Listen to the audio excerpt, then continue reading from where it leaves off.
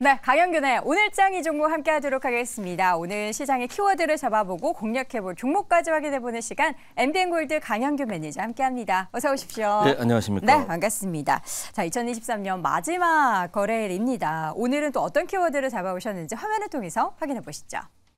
첫 번째 키워드는 질주만 남았다. 두 번째 키워드 K방산도약. 세 번째 승인되나 안 되나. 네 번째 키워드 구조조정 한파도 비껴간 땡땡이라고 잡았습니다.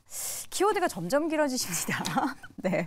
첫 번째 키워드는 네. 질주만 남았다. 질주하면은 자동차죠? 자동차입니다. 네. 네. 최근에 외국인의 순매수가 많이 늘어나고 있는 운수장비 업체에 대한 이야기인데 네. 오늘 새벽에 나온 기사인 것 같습니다. 지난 장 마감 이후에 오늘 새벽에 나온 기사인데 네. 현대차, 기아차가 12년 기술 축적의 힘 하이브리드를 올해 77만 대 판매되었다라는 얘기인데 오. 지금 이러한 소식은 작년 대비해서 25%가 늘어날 거라고 좀 전망이 되고 있고 네. 아직 충전 인프라는 좀 부족하고 가격적 메리트가 좀 그닥 크지 않는 전기차에 비해서 하이브리드는 이용이 불편함이 없고요. 그리고 각광하는 분위기이기 때문에 아직까지는 전기차 인프라가 갖춰지기 전까지는 좀 좋을 것이라 좀 보여지고 있고요.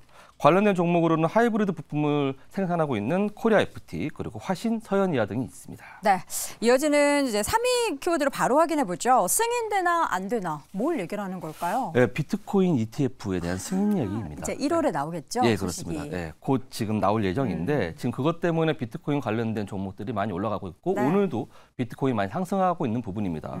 그런데 이게 승인이 이루어지는지 안 이루어지는지 그거에 대한 여부에 상관없이 비트코인 가격은 변동성이 여전할 것이다라고 좀 보고 있습니다. 네. 그래서 계속 추가적으로 상승할 거라 좀 보고 있고 우리나라 시장도 좀 괜찮아지고 보여지고 있고 관련된 기업으로는 우리기술투자 그리고 하나투자증권, 위지트 그리고 다날 등이 있겠습니다. 네, 구조조정 한파를 비껴갔다라는 게 네 번째 키워드인데요. 뭐 어떤 섹터를 이야기하는 걸까요?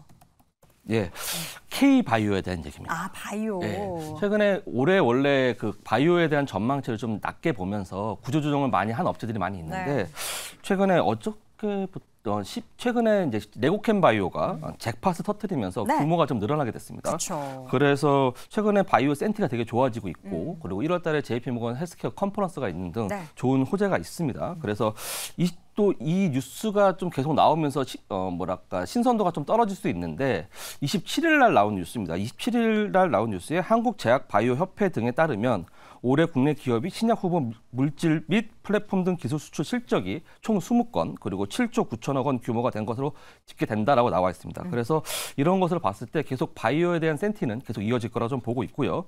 관심 종목으로는 레고캠 바이오 그리고 보로노이 그리고 알테오젠, 신테카 바이오 그리고 존근당 등이 있겠습니다. 네, 자 그렇다면 이제 오늘장 이 종목을 열어볼 텐데요. 오늘 공략해볼 종목 확인해 볼까요? 예, 오늘 공략해볼 종목은 마지막 키워드인 바이오에 관련된 종목 종근당입니다. 종근당이라는 종목은 사실 어떻게 보면은 굉장히 묵직한 종목으로 인식을 맞습니다. 많이 하실 거예요. 예, 근데 그렇습니다. 왜 가지고 오셨을까요? 최근에 11월 6일 날 빅파마와 큰 계약을 하면서 관심을 끌었고 그때 대량 거래 대금이 들어온 상황입니다. 그 이후에 거의 한 두 달 정도 가까이 횡보하고 있는 구간인데 네. 동사가 갖고 있는 그 계량 신약, 제너릭 의약품에 대한 우수한 개발 능력과 그리고 연간 매출액 대비 10%를 R&D 사업에 투자하고 있다는 부분이 되게 큰 메리트고요.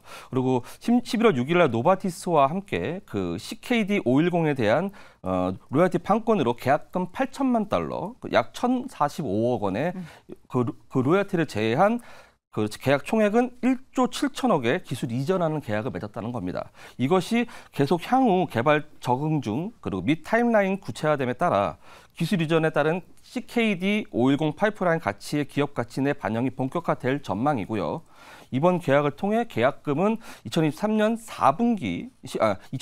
4분기 반영이 될 것이라고 예상되고 있습니다. 네. 그리고 최근에 좀 약간 노이즈가 있는데 HK 이노엔과의 K랩 공동 판매 연장 여부는 네. 변수로 바라볼 것이 아니라 성공 시 실적 플러스 알파가 될 것이라고 좀 바라보는 게 좋겠다라고 보이시면 이거는 이제 노이즈 해소가 될 거라고 좀 보여지고 있습니다. 네. 그리고 향후 신약 가치 반영 시 추가 업사이드가 존재하기 때문에 본 종목을 금일 추천주로 권해드립니다. 와, 종군당도 정말 무섭게 올라가고 있습니다. 여기에서 달리는 말을 더 채찍을 할 수 있게 할 만한 모멘텀들이 많은데요. 목표 주가는 어떻게 설정을 해볼까요? 네, 매수가는 오늘 좀 가격이 13만 1,000원 정도부터 보시면 될 것 같고요. 손절가는 요 매물대 하단인 한 11만 9,500원 정도 보시면 될 것 같습니다. 그리고 이게 월봉상의 흐름인데 최근의 흐름을 봤을 때 23년도에부터 올라오기 시작해갖고 추가적으로 상승한다고 본다면 최근에 보였던 가격대이자 여기 매물대 부분인 15만 5천 원 정도 약 지금부터